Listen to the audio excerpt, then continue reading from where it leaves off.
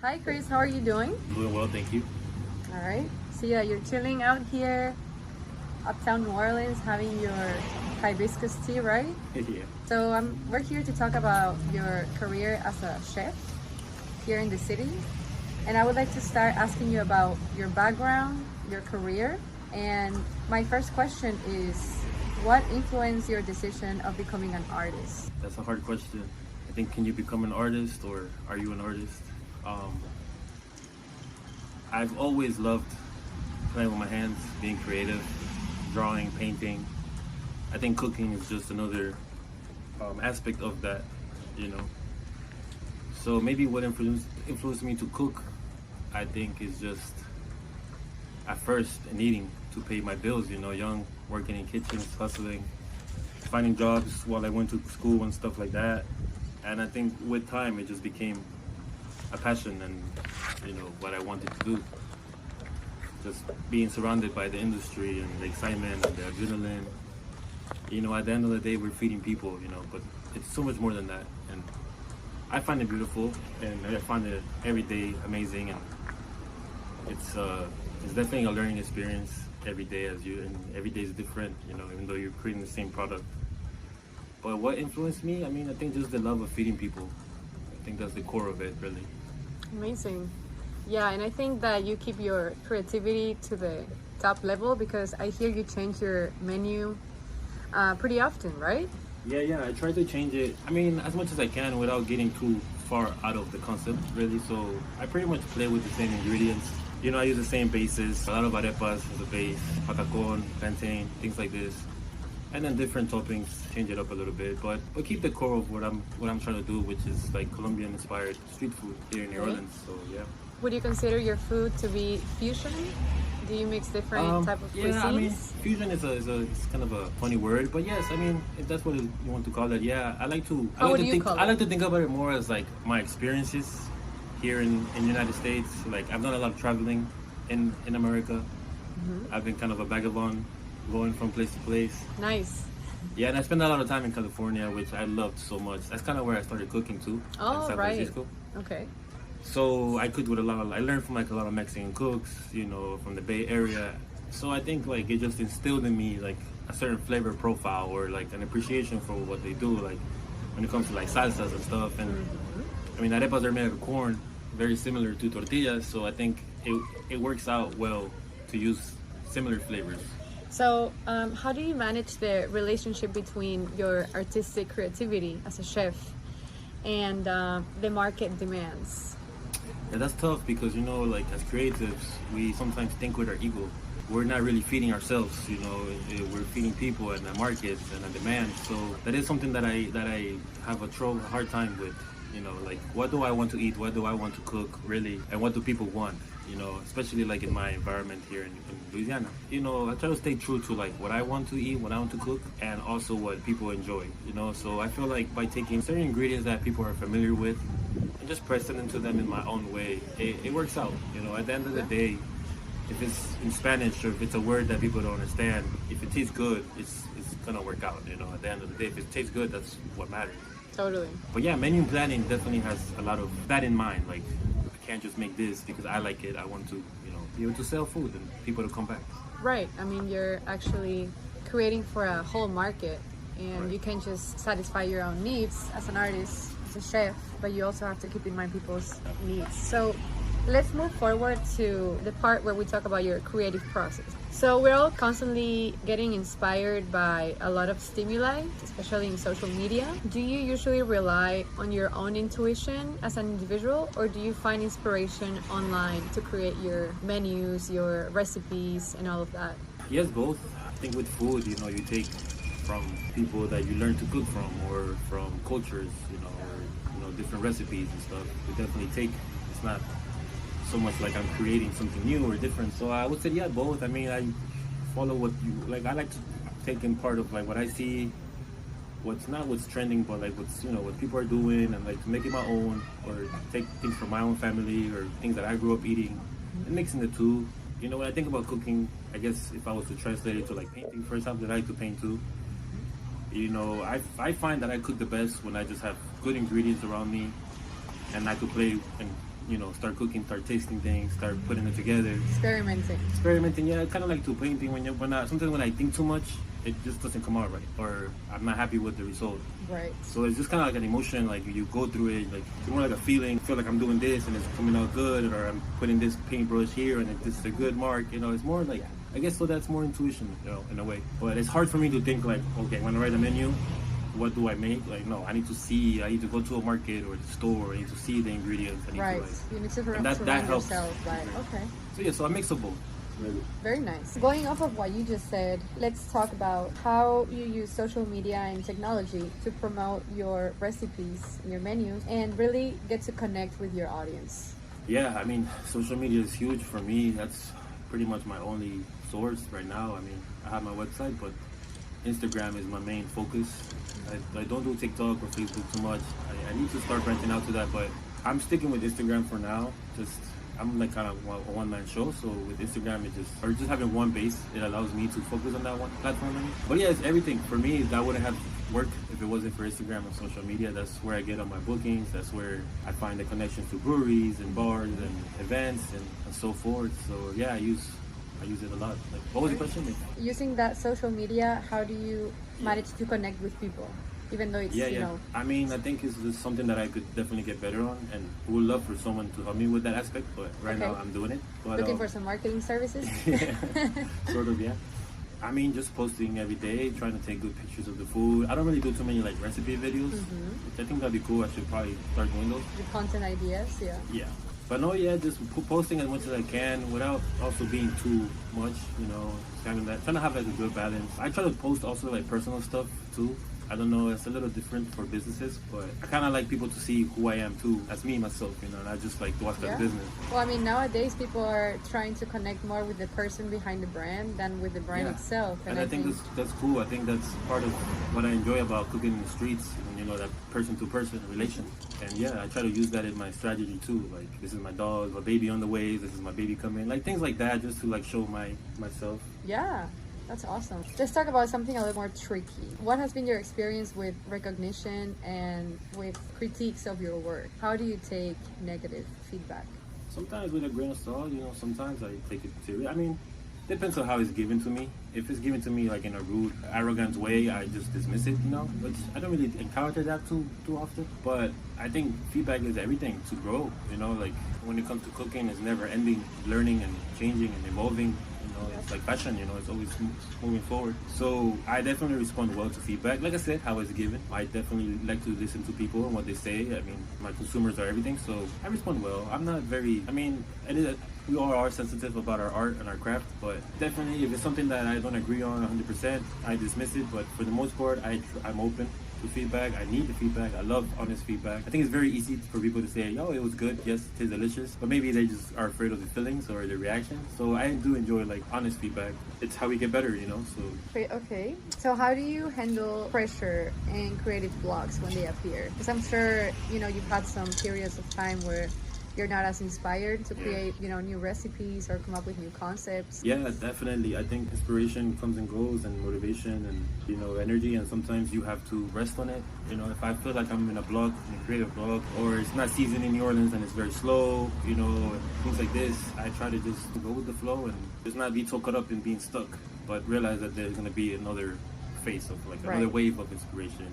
So not taking it too seriously, right? Yeah, it's not going to be stuck in one place, like I try not to be hard on myself when it comes to that, because it is a part of the industry and the reality. Like, there's seasons, sometimes it's so slow, sometimes it's very busy, sometimes we're not feeling creative, sometimes we're stuck with one menu or one dish or True. But I think getting out there is the best thing, getting out of your mind and being with nature, seeing things, tasting, going out to eat, that's my biggest thing. I love going to other pop-ups, to other restaurants, to just constantly seeing what's out there, or like you said, looking online, stimuli online. You can see what the people are doing in other countries, other places. So definitely not feeling stuck and dealing with the emotion and just letting it pass, Yeah, that's a smart way of doing it.